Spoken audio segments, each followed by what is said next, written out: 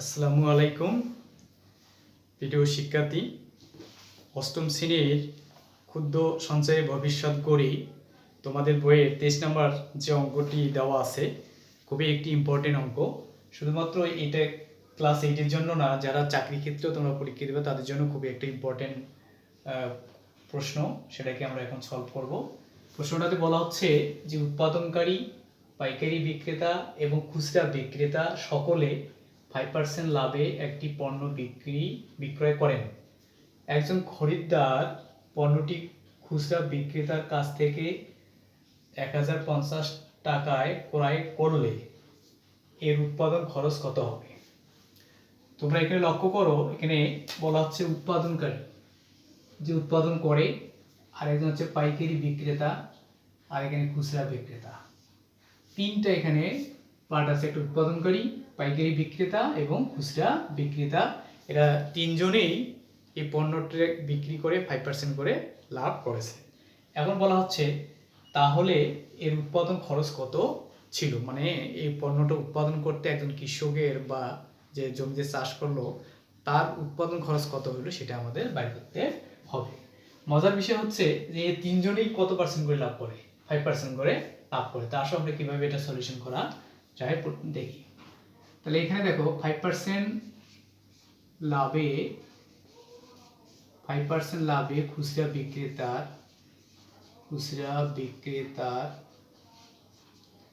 বিক্রেতার বিক্রয় মূল্য। তা আমরা সবসময় জানি কি ক্রয় মূল্য 100, তাহলে 100 প্লাস 5 105, এটা হচ্ছে খুচরা বিক্রেতার বিক্রয় মূল্য। তাহলে অতএব খুচরা বিক্রেতার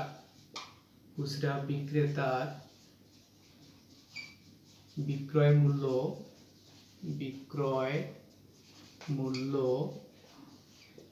105 টাকা হলে ক্রয় মূল্য কত হবে? 100 টাকা। ক্রয় মূল্য হচ্ছে 100 টাকা। তাহলে এখানে খুচরা বিক্রেতার বিক্রয় মূল্য 1 টাকা যদি হয় তাহলে ক্রয় মূল্য কত হবে? কম হবে, 100 ভাগ হচ্ছে 105। তাহলে এখানে দেখো খুচরা বিক্রেতার কাছ থেকে কত টাকা দিয়ে ক্রয় করলো? 1050 টাকা। তাহলে এখানে খুচরা বিক্রেতার বিক্রয় মূল্য হচ্ছে 1050 টাকা হলে তার ক্রয় মূল্য কত হবে? 100 গুণন 1050 ডিভাইড হচ্ছে 105। তাহলে আমরা এটাকে যদি ক্যালকুলেশন করি তাহলে আমাদের কত আসে দেখো। ক্যালকুলেটরে তোমরা ইউজ করতে পারো। তাহলে এখানে হচ্ছে 100 গুণন 1050 গুণ করে তোমরা 105 দিয়ে যদি ভাগ দাও তাহলে আমাদের আসবে 1000 টাকা। তাহলে আমাদের কত আসলো? 1000 টাকা এই খুচরা বিক্রেতার কি মূল্য? ক্রয় মূল্য। কারণ দেখো এই খুচরা বিক্রেতার যে ক্রয় মূল্য, তাহলে পাইকারি কি হবে? পাইকারির হবে বিক্রয় মূল্য। কারণ আমি যদি এই কলমটা কারো কাছে বিক্রি করি তাহলে আমার হবে এটা বিক্রয় মূল্য, আর যে নেবে আমার কাছ থেকে সেটা তার হবে কি? ক্রয় মূল্য। তাহলে এই ক্রয় মূল্যটাই হচ্ছে পাইকারি বিক্রেতার বিক্রয় মূল্য। আবার এই পাইকারি বিক্রেতা কি করছে? আবার ওই দ্রব্যটিরই 5% কি করলো? লাভ করলো। তাহলে দেখো যতে 5% লাভে পাইকারি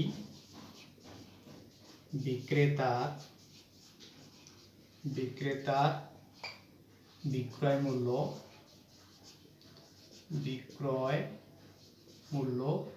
100 যোগ 5 সমান হচ্ছে 105 টাকা। তাহলে এটা হচ্ছে কার বিক্রয় মূল্য? পাইকারি বিক্রয় মূল্য। তাহলে এখানেও বিক্রয় মূল্য, এখানেও বিক্রয় মূল্য। তাহলে আবার লেখো অতএব পাইকারি বিক্রেতার বিক্রয় মূল্য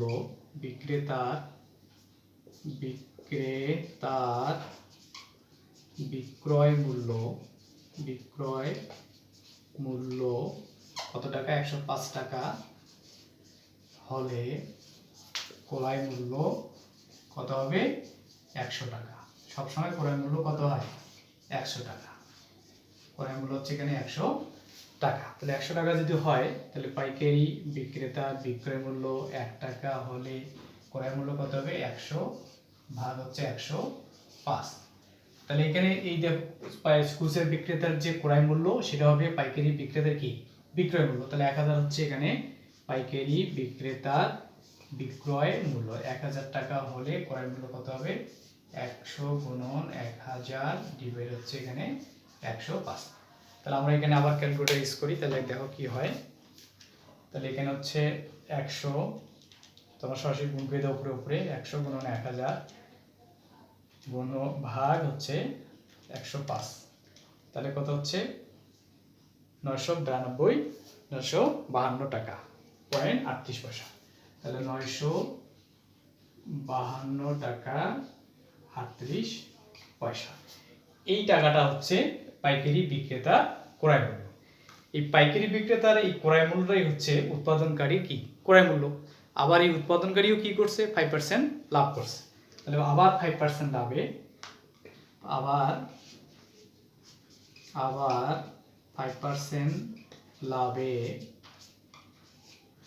কার? এই যে উৎপন্নকারীর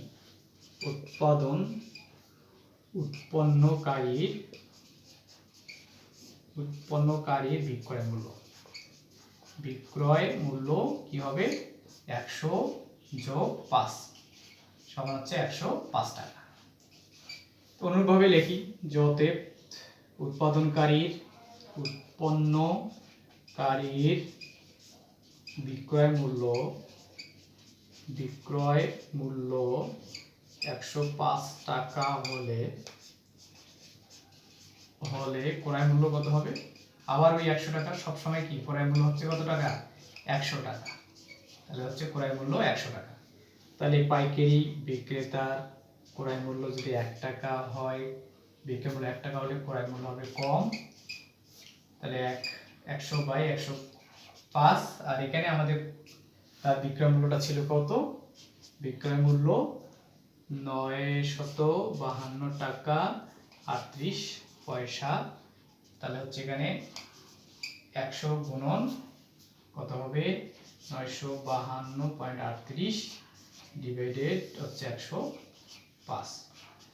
105 যদি আমরা এটাকে আবার ক্যালকুলেশন করি তাহলে আমাদের আসবে কত আসবে? এটাকে ক্যালকুলেশন করলে আমাদের আসবে 960 টাকা পয়েন্ট হচ্ছে 03। এই টাকাটা হচ্ছে এই পণ্যটির কি উৎপাদন বা উৎপন্ন খরচ। এটা হচ্ছে আমাদের অ্যান্সার। আশা করি তোমরা এই ম্যাথটা সুন্দরভাবে বুঝতে পেরেছো। যেহেতু ইম্পর্টেন্ট আমি আরেকবার রিক্যাপ করতেছি। দেখো এখানে বলা হচ্ছে যে উৎপাদনকারী, পাইকারিকারী বিক্রেতা এবং খুচরা বিক্রেতা সকলে 5% লাভে একটি পণ্য বিক্রয় করেন। একজন খরিদ্দার পণ্যটি খুচরা বিক্রেতার কাছ থেকে 1050 টাকায় ক্রয় করলে এর উৎপন্ন খরচ কত হবে? মজার বিষয় হচ্ছে এখানে তিনজন লোক, একটা উৎপাদনকারী, একটা পাইকারি বিক্রেতা আর একটা হচ্ছে খুচরা বিক্রেতা। তিনজনেই এই পণ্যটি 5% কি করছে? লাভ করছে। তা লাভ যদি করে তাহলে আমরা প্রথমে শুধু লিখি 5% লাভে খুচরা বিক্রেতার বিক্রয় মূল্য। তাহলে আমরা সবসময় জানি ক্রয় মূল্য হচ্ছে 100 টাকা। তাহলে 100 টাকা যোগ 5 সমান 105 টাকা। খুচরা বিক্রেতার বিক্রয় মূল্য 105 টাকা হলে ক্রয় মূল্য কত? 100 টাকা। খুচরা বিক্রেতার বিক্রয় মূল্য 1 টাকা হলে ক্রয় মূল্য হচ্ছে 100 ডিভাইডেড 105। আর এখানে পণ্যটির যে খুচরা বিক্রেতা ক্রয় করেছিল কত টাকা? 1050 টাকা। তাহলে 1050 টাকা দিলে আমাদের কাটাকাটি করে আসলো কত? 1000 টাকা। এই 1000 টাকা হচ্ছে খুচরা বিক্রেতার বিক্রয় মূল্য। আর খুচরা বিক্রেতার বিক্রয় মূল্যটাই হচ্ছে পাইকারি বিক্রেতার ক্রয় মূল্য। তাহলে এখানে হচ্ছে খুচরা বিক্রেতার ক্রয় মূল্যটাই হবে পাইকারি বিক্রেতার বিক্রয় মূল্য। তাহলে পাইকারি বিক্রেতা আবার কি করছে? 5% লাভে বিক্রয় করছে। তাহলে 105 টাকা। পাইকারি বিক্রেতার বিক্রয় মূল্য 105 টাকা হলে ক্রয় মূল্য 100 টাকা। 1 টাকা হলে কম হবে। আর এই যে এখানে দেখো ক্রয় মূল্য কার? খুচরা বিক্রেতা, সেটা হবে পাইকারির বিক্রয় মূল্য এত টাকা। ক্যালকুলেশন করলে আসছে আমাদের 952 টাকা 38 পয়সা। আবার এই উৎপাদনকারীও 5% কি করছে, লাভ করছে। তার 5% লাভে উৎপাদনকারী বিক্রয় মূল্য হচ্ছে 100 যোগ 5, 105 টাকা।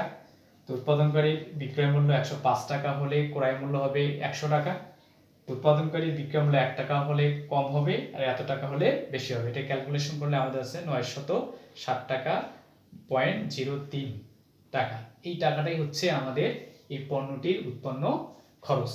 আশা করি তোমরা বুঝতে পেরেছো এবং এই ম্যাথটি তোমরা খুব সুন্দরভাবে প্র্যাকটিস করবা। খুবই ইম্পর্টেন্ট একটি অঙ্ক। Thank you.